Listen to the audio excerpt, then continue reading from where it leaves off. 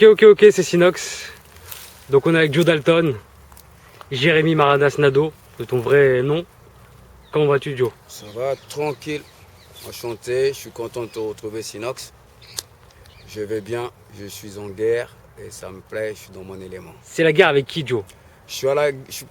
Contrairement à ce qu'on peut croire, même si on prend l'autre pantin, là, schizophrène, malade mental qui sort de psychiatrie, qui parle sur la toile que tu as interviewé, c'est pas Donc tu veux contre parler lui. de Mathias Cardé, Voilà. Thomas, de son vrai Thomas nom? Paune, Thomas Land, c'est pas contre lui, je suis en guerre. Je suis en guerre contre le système qui emploie ce genre d'individus pour instrumentaliser les quartiers, pour instrumentaliser les peuples. Il dit lui-même qu'il est l'indique de l'indique d'un système. On est d'accord? Donc il travaille pour le compte d'une organisation. Ça veut dire qu'il y a un but. Ils veulent atteindre un objectif avec ça. Et donc moi je suis contre ce système-là. Autant je me suis battu contre les fachos, autant je n'accepterai pas un système que les complotistes appellent sioniste kabbaliste. Tu comprends? C'est de ça qu'il s'agit. C'est-à-dire ce système qui consiste à manipuler les gens, à exploiter les gens, au profil toujours des mêmes élites. Tu vois? Voilà. Donc moi je suis contre ce système. Est-ce que tu peux nous parler de ta première rencontre avec Thomas? Ma première rencontre avec Thomas, c'est comme il a dit. Il m'a approché au nom de Daddy Lurcy Clark, de la Clica. Il dit qu'il est un petit qui était sous le coude de Daddy Lurcy. Et que voilà, il est de la famille. Sa maman, elle est Mandja, parce que je suis de la tribu de Mandja. Et donc, voilà, il y a une proximité qui faisait que je pouvais l'écouter et le recevoir chez moi. Donc, je l'ai reçu chez moi. Donc tu l'as accueilli à la maison? Je l'ai accueilli à la maison. Comme un grand frère? Comme un grand frère. Et il m'a exposé un peu son profil, ce qu'il fait. C'est-à-dire qu'il a fait un livre, Les impostures du rap, etc.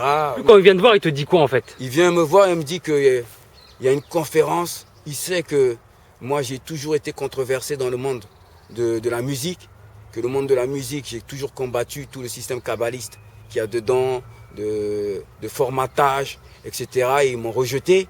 Voilà, il veut faire une conférence là-dessus, à la main d'or, etc. avec Soral. Mais il te dit qu'il a utilisé le nom des Black Dragons dans son premier livre? Je lui ai dit, mais on ne te connaît pas. Je ne sais pas qui tu es. Non, mais grand, c'est parce que j'ai envie d'exister, tout ça. Voilà, je suis dans un combat aujourd'hui, il faut qu'on te rende tes droits, tu as beaucoup œuvré, le monde de la culture est ingrate, donc voilà, j'ai un plan. C'est-à-dire que j'ai compris aujourd'hui que Thomas Land t'enferme dans un angle très intelligent de ton profil. Tu vois, il t'approche pour dire qu'il t'amène une solution à ton problème et qu'il a les clés pour te rétablir. Tu vois ce que je veux dire? Et il argumente bien. Et moi, n'importe quel petit frère des quartiers ou n'importe comment qui vient me voir, je lui accorde toujours le bon Dieu sans confession. Même si demain ça ne se tourne pas comme il faut, je l'accompagne. J'ai toujours accompagné. Mais je reste droit dans mes bottes, dans mes convictions. Mais t'as été déçu quand même. Je parle en général, hein, je parle pas de... Aujourd'hui? Non, ça ne m'étonne pas. Parce qu'on a vu que tu as aidé pas mal de petits frères. Ouais. Que ce soit dans la musique, dans le monde du sport. Voilà. Oui, mais être déçu fait partie de la vie. C'est ça qui grandit l'esprit des gens. Quand tu restes, si je déprime pas, si je pète pas les plans, être déçu, tout le monde est déçu. Tu fais un combat, tu perds, tu es déçu. Tu comprends? On refuse à un enfant de lui donner un bonbon, il est déçu. Être déçu, c'est ça qui fait qu'on forge notre caractère et qu'on avance. Ça fait partie de la vie. Donc je serai toujours déçu. Je serai toujours déçu de moi pour me remettre en question aussi et me corriger, m'améliorer. Pour m'améliorer. Donc il n'y a pas de souci. Donc j'ai été déçu comme lui, il m'a déçu sur son livre, le dernier là, il m'a déçu. Bien que j'ai voulu le couvrir. Voilà. Et donc il te parle de la conférence en fait. Oui. Il te dit il y a une conférence qui est organisée avec Alain Soral au théâtre de la Main d'Or. Tout à fait. Quand tu entends le théâtre de la Main d'Or, qu'est-ce que ça fait Je lui ai dit c'est pas possible déjà que j'ai un contentieux avec Dieudonné. Dieudonné il nous a pris pour des imbéciles. Si les autres noirs ils restent muets et ils acceptent ça, c'est leur problème. Moi je suis un soldat. Un jour ou l'autre, j'irai voir Dieudonné pour réclamer ce qu'il nous doit. D'accord? Donc par rapport au code noir, le fait que j'ai suivi Dieudonné, parce qu'il revendiquait le droit de faire revoir l'histoire de code noir de Bonaparte. Tu vois? Après, on a vu l'équipe d'extrême droite arriver. L'extrême droite, c'est Bonaparte. Donc je me suis posé la question. Le mec, il veut revendiquer le code noir de Bonaparte. Et il est avec Le Pen, qui eux, ils sont complètement dans l'idéologie bonapartiste. Alors là, j'ai dit, ils nous prennent pour des imbéciles. Et ces mecs-là, ils ont quand même jeté les gens dans la Seine. Leur idéologie a fait des dégâts. Il y a eu des morts dans la rue, entre les communistes et eux, à une certaine époque. Il y a plein de choses. Il y a des traces. On a pris des coups. Il y a des gars à nous qui sont morts dans la rue contre l'extrême droite. Donc on ne peut pas aujourd'hui se pointer là à dire que non, c'est le passé. Et qu'aujourd'hui, l'ennemi, en fin de compte, qui nous a tous manipulés, c'est le sioniste. Mettons-nous ensemble. Vous nous avez mis des coups, on vous a mis des coups, mais embrassons-nous et avançons contre les sionistes. Moi, j'ai dit, il y a un piège là-dessus. Il faut qu'on apprenne toujours à rester autonome dans notre idéologie. On n'a pas besoin toujours qu'un petit blanc-bec qui sait parler, qui a tout lu les livres et qui sait manier la langue de Molière, qu'on ne sait pas d'où il sort. Il vient, c'est lui qui dirige notre lutte, notre combat. On n'a pas besoin de ça. Il faut que les gars des quartiers, les gens qui ont fait leurs preuves, soient toujours à la lumière devant le combat. C'est eux qui doivent politiquement nous accompagner. C'est rien d'autre. Moi, je reste dans cette conviction-là. Tu vois, c'est pour ça que je ne reconnais pas tous les leaders qui viennent de je ne sais où et qui disent aujourd'hui, ils vont emmener la banlieue derrière eux pour faire des choses. Voilà, moi, je suis contre ça. Voilà. Donc, il y a une légende qui dit que tu as participé à la sécurité rapprochée de Dieudonné. Oui, parce que j'étais le chef des kamikazes. Et quand on m'a sollicité, les kamikazes ont commencé à aller proche de Dieudonné. Donc moi j'ai suivi. Donc justement pour neutraliser, canaliser et observer. Parce que mes gars c'est des fous furieux. Tu vois, Dieudonné aurait pu les manipuler, ils auraient pu faire des trucs sales pour Dieudonné. Mais tant que moi je suis là en tant que grand frère, je prends toujours du recul et j'arrive à neutraliser et maintenir la situation. À partir du moment où est-ce que lui te dit la Mador, au final, au début ça te plaît pas, Ouais. et comment il arrive à te convaincre? Mais il arrive à me convaincre sur cette base-là, c'est-à-dire que... Parce qu'il te dit qu'il te parle aussi de Soral à un moment Voilà, donné. il me parle de Soral. Comme moi, j'ai pris une semaine pour étudier le profil de Soral. Toi tu le connaissais Soral ou vite fait? Vite fait, je ne le calculais pas. Je pense qu'il n'avait pas d'autant d'audience avant pour que je le calcule. Moi, je connaissais Dieudonné. Donc, comme je me suis intéressé à Soral, et là, j'ai vu une émission de Soral où il parle du rap. Et il parle de jazz. Il dit que le jazz est plus philosophique, est mieux symphonique. Les rappeurs, c'est tous des enfants de sionistes kabbalistes qui n'ont rien compris. Le rap game, enfin, il analyse et il reprend une thèse sur le livre de Thomas. Et là, ça ne m'a pas plu. Il ne faut pas laisser les gens nous infantiliser. D'accord? On n'est pas des enfants. Ces gars-là, ils ne connaissent pas notre culture. Ce n'est pas à eux de traiter et de parler de notre culture. La France passe son temps à inventer des gens comme ça au nom des cultures des autres. Soi-disant, voilà. Donc moi, je lui ai dit ça ne passe pas. Ok, j'accepte maintenant. J'accepte parce que je vais le choper celui-là et je vais lui expliquer les choses devant tout le monde. Voilà, donc je lui dis maintenant Thomas, on y va. Mais, une chose est certaine. Si je me pointe et je m'affiche avec eux, c'est pas bon pour mon image par rapport à ce que je fais dans le sport, tout ça. Parce que les gens ils vont dire que j'étais dans les complotistes et c'est fini. Ça risque de causer des problèmes au niveau des subventions et pas mal de choses. Déjà, moi, c'est difficile. J'ai des enfants, ils sont champions de France, ils vont au championnat du monde, ils sont athlètes de haut niveau. Pas de subvention à cause de mon profil de gang, tu vois.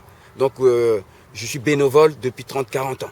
Donc, si ça continue, les peu de choses, que subventions qui risquent de venir, ils vont nous le couper parce que je me suis affiché à ces sites-là. Donc, est-ce que tu me garantis que si je m'affiche avec eux, j'aurai un petit peu de moyens pour injecter dans ma salle de sport et pour moi-même.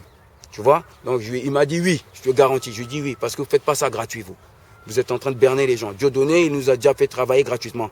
Hors de question que moi je me pointe là-bas, mon image est utilisée pour que vous gagnez du fric dans mon dos. Je lui ai dit fais gaffe. Si tu ne fais pas attention, ça va se retourner contre toi ce que je te dis parce qu'on va te traquer. Moi je vais te traquer. Je lui ai dit ça à Thomas. Il m'a dit non, grand frère, j'ai toujours fan de toi. Il m'a raconté, il m'a caressé dans le sens du poil. À un moment donné, il parle des 3 mois de loyer, je sais pas quoi. Oui, ça fait partie Mais c'est quelque chose que tu lui as dit, c'est réel? Oui, c'est réel, ça fait partie. Tu as dit j'ai 3 mois de retard. Je lui ai dit, déjà là, il faut payer mon loyer 3 mois d'avance. C'est ça que je lui ai dit. C'est peu partie du truc. D'accord? C'est comme si tu signes un contrat. Je me pointe dans vos trucs, je m'affiche avec vous à ce prix-là. Dès le départ, tu poses sur la table. C'est quelque chose qu'il a fait, il a exécuté. Il a exécuté, il m'a donné les 3 mois de loyer, tranquille. Parce qu'il faut rappeler que Thomas, quand il parle de Joe Dalton, il fait une nuance avec Jérémy Maradas Nado. Ouais. C'est-à-dire qu'il fait les louanges Ouais. de Jérémy Maradas Nado. C'est-à-dire qu'il te donne beaucoup de respect en tant que maître, etc. Ouais. Mais de toutes les façons, quand on fait la rue, c'est qu'il ne sait pas. Lui, il s'appelle Thomas Mathias Cardet, Thomas Pone, et on ne sait pas, il a 5 passeports. J'ai des témoignages des gens, il a 5 passeports, il change de nom tout le temps. Bah, il est indique de l'indique, il balance tout le monde, il n'a jamais été inquiété en prison, son dossier est vierge. Oh, mais le fait qu'il parle bien de toi, Bon, quand même. Laisse-moi développer, moi j'aime bien développer, tu vois. Donc il a un profil. Moi j'ai un profil, 2 profils. Joe Dalton, c'est la rue qui m'a baptisé Joe Dalton, parce que je suis de petite taille et les Black Dragons c'est des monstres. Et comme moi je suis un des grands frères, c'est en référence au un Dalton. stratège, eh ben, les gens de la rue m'ont dit bah, c'est lui Joe Dalton, d'accord, puisque c'est lui qui mène la troupe et il est tout petite taille. Donc Joe Dalton, c'est dans un contexte. Quand je pars en guerre dans la street ou pour autre chose, c'est Joe Dalton. Mais quand on me voit avec les enfants, quand on me voit dans mon administration ou quand je signe des contrats, tout à fait normal, n'importe quel contrat, même caution de maison et même une voiture, c'est à mon nom propre, Jérémy Maradas Nado. D'accord? Tous les commandos qui vont en guerre, on leur donne des pseudos. D'accord? On leur donne des pseudos. Ou dans la musique, on va dire que les... Dans la musique, ils ont tous des Il y pseudos. a Eli Yafa et Abouba. Et Abouba, voilà. Tu vois, bah voilà. Donc Joe Dalton, il n'est pas là pour qu'on l'aime. Jérémy Maradas Nado, il est intègre. Joe Dalton, il peut faire des trucs sales. Donc il n'est pas là pour qu'on l'aime. Donc c'est normal. Aujourd'hui, Thomas, il n'aime pas Joe Dalton. Oh, mais toi, est-ce que tu... C'est qui que t'aimes pas? C'est Mathias Cardet ou c'est Thomas? J'aime pas Mathias Cardet. J'aime pas Thomas Pone, parce que c'est un escroc. Il pique les scénarios des gens. Il va vendre. Je suis au courant de tous les détails. Et après, il leur donne de l'argent en compte-gouttes pour les tenir. Donc c'est un escroc. Et je ne sais même pas s'il existe. Thomas Nland Gamberi. Je ne sais pas s'il a fait exister un jour ça. Je ne sais pas. Parce qu'il est blacklisté partout. Aucune banque ne veut de lui, rien du tout. Aujourd'hui, je pense que dans le cinéma, il est cramé. Donc même lui, son vrai nom de Thomas Nland, il est cramé aujourd'hui. Ça sort dans les journaux, on le lit. On lit, on me dit même que son livre, c'est du mytho. Donc sur son vrai nom, tout est déjà faussé. Alors que Jérémy Maradas Nado, il est clean, propre. Tu vas dans une salle de sport, tu vas dans tout, là où je signais des contrats, c'est carré. Il n'y a pas d'escroquerie, il n'y a rien. Tu me dois de l'argent, tu me payes pas, je ramène Joe Dalton. C'est plus Jérémy Maradas Nado. Tu as 2 casquettes. Voilà. Il y a la casquette pour aller à la guerre, il y a la casquette pour faire la paix, pour faire la prendre paix, l'argent. pour faire l'amour, pour donner de l'amour à mes frères. Voilà, là je suis venu te voir, hein, Jérémy Maradas Nado et Joe Dalton pour Thomas passe à la caméra. Vous faites la conférence, tout se passe bien. Ouais. Là, t'entends que Tout Joe se passe Dalton. pas bien, puisqu'il tremblote, l'autre il change de version. Justement, comment s'est passée la conférence? Parce qu'il y a eu un avant. À un moment donné, tu croises Alain Soral Ouais. et on dit que tu lui mets la pression dans les couloirs. Oui, je lui mets la pression, c'est-à-dire que tout ce que je lui ai dit chez moi en aparté, Thomas, que quand je vais croiser l'autre, je vais le faire. En général, je fais toujours ce que je dis. Donc quand j'ai croisé l'autre, j'ai même pas dit à mes gars, à mes molosses, d'aller lui parler. Mes molosses ne savent même pas que j'allais lui parler. Donc tu l'as pris. Je l'ai pris, on en est parti aparté. dans les loges. Je lui ai dit, voilà, il faut revenir sur tes propos concernant la culture. Il ne faut pas infantiliser notre culture. Tu ne maîtrises pas les tenants et aboutissants de notre souffrance qui a mené à cette culture urbaine. Donc tu restes dans ton monde de mythomane, de raconter tes trucs, mais si tu parles de la culture, tu auras un problème. Tout de suite, on va vérifier ton niveau de boxe française que tu veux vanter dans ta virilité, pour tes fans. Et c'était quoi sa réaction?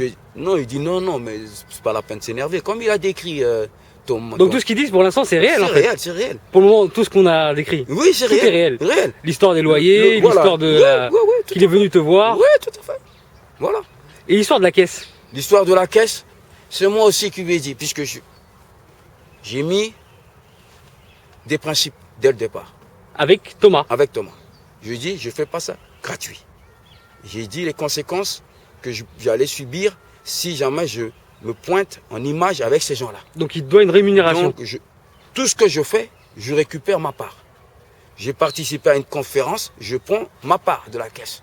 C'est tout à fait logique dans la vie. Mais ça, Pourquoi ils ont fait la conférence payante? Ouais, je crois que c'était 5 € l'entrée. Bah, pourquoi ils l'ont fait payante? Bah, s'ils font payante, la caisse, s'ils prennent la caisse, ça veut dire qu'ils m'ont enculé. Je suis venu, j'ai pointé mon visage, tous mes amis et tous les chasseurs de skins, tous les gens dans notre idéologie vont dire mais Dieu il a basculé, ça va créer un truc de fou, et gratuit comme ça. Hors de question, ils font pas ça gratuit, ils vendent des livres mythos, ils font des trucs mythos, eh ben moi je prends ma part, Dieu donné ça suffit. Ma cause c'est moi et mes gars, le reste j'en ai rien à cirer. Alain Soral, il était au courant que tu allais récupérer la caisse ou c'était une surprise? Bah, il ne pouvait pas être au courant.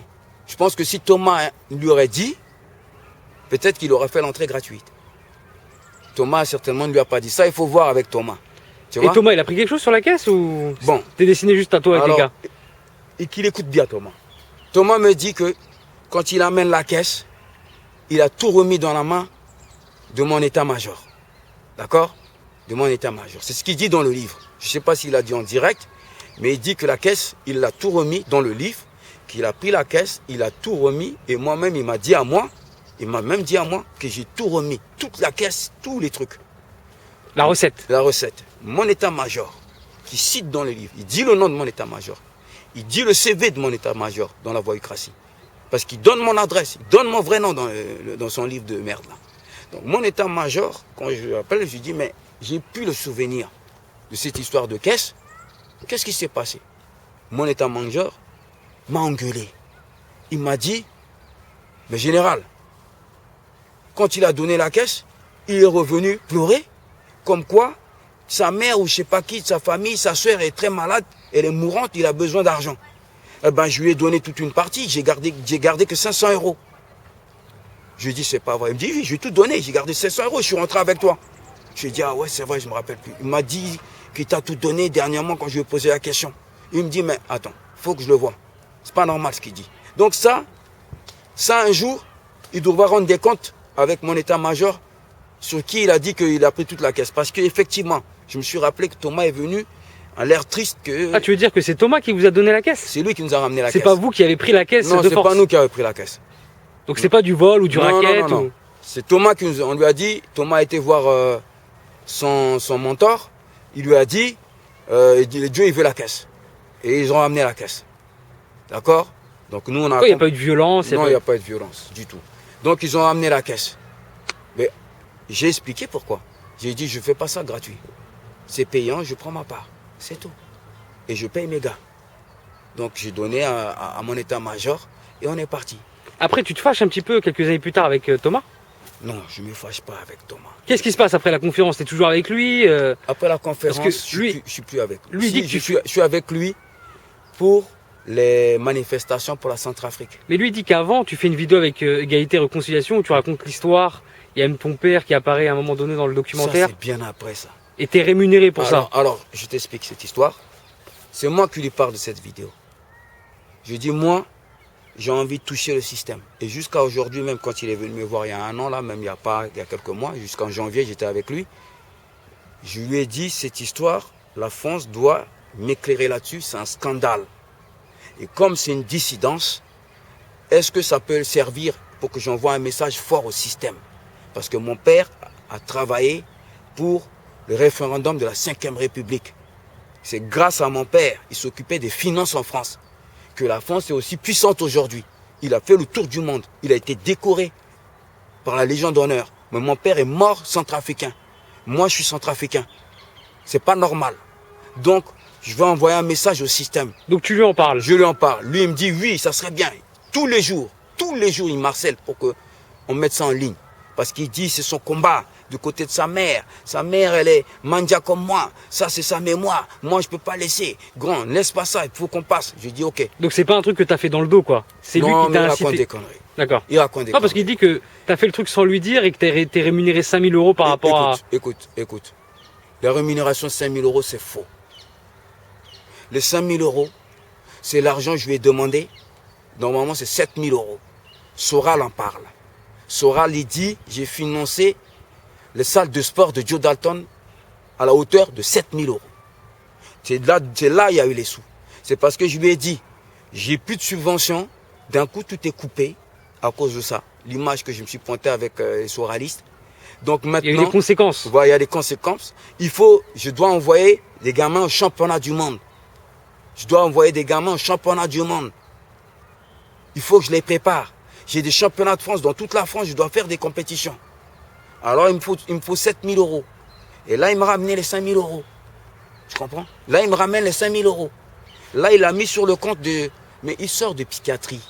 C'est un mec qui sort de psychiatrie. C'est réel ça? Il sort de psychiatrie? Oui, il sort de psychiatrie. Mais depuis quand en fait? Quand est-ce qu'il a été enfermé? Il est tombé en psychiatrie le 27 janvier. Le 27 janvier, je l'ai eu au téléphone. Dès que j'ai raccroché, dans la rue, il s'est mis à poil. Je ne sais pas ce qui s'est passé. On l'a emmené direct en psychiatrie. Il sort de psychiatrie, Thomas. Et toi, il dit qu'il était avec toi pendant 1 an? Oui, jusqu'au 27 janvier 2022, là. Jusqu'à la sortie du livre. J'étais avec lui. Et le 27 janvier, quand j'ai su qu'il m'a fait des faux contrats, il m'a fait 3 faux contrats. Il a fait des faux montages vidéo sur moi comme quoi je suis terroriste. Parce qu'on est en train de remonter les adresses IP. Et j'ai porté plainte contre X. Il est venu pleurer en bas de chez moi. Bon, on va en parler un peu plus tard Voilà. par rapport à toute... Tu vois ce que je veux dire? Donc, depuis le 27 janvier, je l'ai appelé. Je lui ai dit, je sais tout. J'ai raccroché. Son avocate m'envoie un message. Elle me dit, Thomas, il vient de péter les plans. On l'a amené à l'hôpital psychiatrique et tout ça. Et même, il y a des journalistes qui l'ont appelé. Il était en psychiatrie. Et il devait rester 10 jours. Et quand il est sorti, c'est peut-être les 10 jours qui étaient finis. Là, quand tu l'as eu, là. Voilà. Donc, c'est ça. Et parle-nous un petit peu de l'affaire Binti. Bon. Parce que c'est important, tu as un rôle super important dans cette affaire. Oui. L'affaire Binti, moi, je ne sais pas pourquoi, à un moment donné, je ne veux plus rentrer dans leur salade d'égalité et réconciliation. Tu comprends? Je ne suis plus là-bas, je suis en retrait, je suis en fond dans les sports. Il y a la guerre en Centrafrique. Oui, il y a des vraies causes là. Voilà, il y a des vraies causes. Il y a la guerre en Centrafrique, je fais des manifestations. Je fais fermer l'ambassade de Centrafrique pour sensibiliser l'opinion internationale, pour aller intervenir parce que les gens ils sont en train de mourir. Lui, il a participé une ou deux fois. Tu vois, Thomas, je l'ai fait venir pour qu'il m'amène la logistique, les appareils pour tout ça, parce que voilà, il a tout ça, lui. Et j'ai mes taekwondo, mes trucs, et puis j'ai mes problèmes de foyer avec ma femme et tous mes trucs personnels. D'accord? Ouais, la vie privée quoi. La vie privée. Donc j'ai plus le temps avec ces histoires de dissidence et machin. Et un jour, il y a une sœur qui me contacte. Je sais pas, j'ai été en désaccord sur un truc avec égalité et réconciliation sur la toile. Je pense que la sœur a capté ça. Elle a capté qu'elle a dû voir mon profil. Ah, Joe Dalton, il est plus d'accord avec eux et il est prêt à leur faire la guerre. Et donc elle m'approche, elle me dit, on m'a envoyé un message, est-ce que je peux te parler grand frère? Je vais me suicider, j'ai fait mon testament. Je lui dis, mais qu'est-ce qui se passe, petite sœur? Non, c'est assez grave. L'autre, il m'a fait des avances, j'ai voulu m'approcher d'eux par rapport à la musique. M6, je me suis senti trahi par M6 parce que j'ai fait mannequinat et tous les trucs. Ils ont abusé de moi, tout ça. Maintenant, voilà, je sais tout ce qui se passe dans les milieux sionistes kabbalistes. Je trouve que leur dissidence est bien fondée pour l'égalité, etc. Alors, je me suis laissé un peu séduire par Soral. Il parle bien. J'ai joué le jeu. Et voilà, et puis il s'est lâché. Il a commencé à faire des selfies à poil. Parce que je lui ai envoyé aussi mes trucs quand je suis nu. Donc en fait, il y a une relation... Il y a une relation de séduction qu'ils ont l'habitude, même il le décrit dans le livre Thomas, qu'il y a une perversité. Donc en fait, il sort avec elle... à distance. À distance. Voilà. Elle lui envoie un nude. Voilà. Il lui envoie un nude en retour. Elle a un catalogue de mannequinat. Oui, il y a un book. Il y en a un book de mannequinat. Donc lui, il regarde ça, il devient ouf. Donc il montre qu'il est viril, blanc, machin, caucasien, la puissance suprématiste, un bon mâle, et que les négresses comme elle, il faut que ça se passe avec les blancs, comme Thomas, comme Dieudonné, tout ça. Il lui fait comprendre que, tu as vu, tu as été donné ton corps à des sionistes, ils t'ont souillé, voilà, moi je suis le viril mâle. Il lui fait la sauce. Elle joue le jeu. Donc il lui fait la cour. Il lui fait le truc. Ça, ils ont le droit. Voilà, maintenant, lui il veut passer à l'acte. Et l'autre il dit non, en fin de compte, t'es pas mon type. Et là, il devient fou. Il lâche. Putain juif. Ah, je pensais que c'était une histoire de rencontre. Elle voulait la rencontrer. Oui, c'est ça. Il veut passer à l'acte. Et lui, il n'a pas le temps de la rencontrer. Non, c'est pas ça. C'est pas ça. Moi, j'ai tous les textos. Ah, parce qu'il y a un mail, etc. J'ai un mail et un truc. Et tu sais tout ce qu'il raconte, Thomas, là. tout ce qu'il raconte là sur cette histoire. Parce qu'il y a un procès quand même pour cette histoire, c'est quelque chose de grave. Tu sais ce qu'il raconte là. C'est parce qu'il a pris mon disque dur pour écrire mon scénario. Et tout ça était dans mon disque dur depuis 1 an. Donc, pour sortir son livre, il fallait qu'il efface cette histoire. Il m'a rendu mon disque dur, il n'y avait plus cette histoire. Sauf que ce con, il ne sait pas que les journalistes avaient couvert ça et j'avais envoyé des mails et j'avais les mails encore de Binti. Et comme il n'a pas eu accès à mon mail pour effacer son truc, eh ben moi j'ai tous les doubles. Tu vois ce que je veux dire? Donc il transforme, il remixe ça pour se raconter une histoire, pour inventer une histoire. Comme il sait le faire, c'est un escroc. Thomas, il dit que c'est un escroc. Il dit tout déjà, il dit que toute ma vie c'est l'escroquerie. Donc c'est un mythomane, schizophrène, qui passe son temps à faire des montages pour soutirer de l'argent en menaçant les gens. Il est dans toutes les histoires. Tron, machin. Il ne peut pas être crédible. En fait, on ne peut pas lui faire confiance à partir du moment. Tu ne peux pas lui faire confiance à Thomas. On en a déjà discuté. C'est difficile. D'accord? Il faut l'observer. Et il faut le prendre et s'accrocher à lui jour par jour jusqu'à ce que ton histoire aboutisse. Sinon, tu lui tournes le dos, il te fait un enfant dans le dos tout de suite. C'est malgré lui. C'est plus que lui. Donc voilà. Donc Binti m'envoie ça. Moi, qu'est-ce que je fais? Je monte au créneau. Je commence à en parler. Il y a un journaliste qui s'appelle Thierry Vincent. Il me contacte. Il me dit, moi ça m'intéresse. Il y a longtemps que je les traque. Ce Soral, je vais lui faire la peau. Je vais me servir de ça, je vais t'en attacher presse. Je vais alerter le monde et je vais trouver un avocat pour Binti sur le faux et je vais l'accompagner Binti. Mais c'est vrai que Binti, elle vous envoie un mail en disant il ne faut pas instrumentaliser les histoires, oui. C'est moi qui ai insulté, etc. Elle m'a envoyé le mail, il y a chronologiquement. Elle m'a envoyé le mail après que j'ai déjà balancé les trucs par son accord. C'est-à-dire que moi... Ça s'est croisé quoi. Voilà, non, je lui demande l'autorisation. Je lui dis ça ne peut pas rester comme ça. Mais toi, tu avais déjà fait les démarches.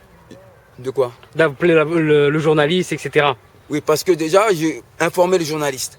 Maintenant, je lui envoie un mail, je lui dis, Binti, il faut en parler. Parce que quand on va en parler, on va sortir ça. Beaucoup de jeunes femmes qui sont dans l'anonymat, qui ont souffert de ça, vont se mettre à parler. On le voit très bien dans les affaires comme Jean-Pierre Bourdin, etc. Voilà. Et tu PPDA me crois, aussi. Voilà, et c'est cette histoire-là qui va faire que les gamines de 15 ans que Soral il faisait sucer et que l'autre il partousait aussi. Thomas Henland il faisait des partous, peut-être pas des gamines, mais il faisait des partous avec Soral. Il dit dans le livre qu'il des trucs de spartiates, des trucs d'homosexuels pour se rendre viril. Donc ça c'est réel ce que tu dis? Mais non, mais lui il dit qu'il était dans les douches turques là, avec eux, les autres faisaient ça, lui il observait. Bon, le vocal de 2 heures que je t'ai fait écouter, si tu écoutes le témoignage des gens qui étaient là, et lui aussi était dedans, et il y a beaucoup de femmes, il a fait beaucoup de dégâts collatéraux chez beaucoup de femmes avec des fausses promesses, des trucs de fous. Tu parles de Thomas là? Je parle de Thomas. Donc il est dedans.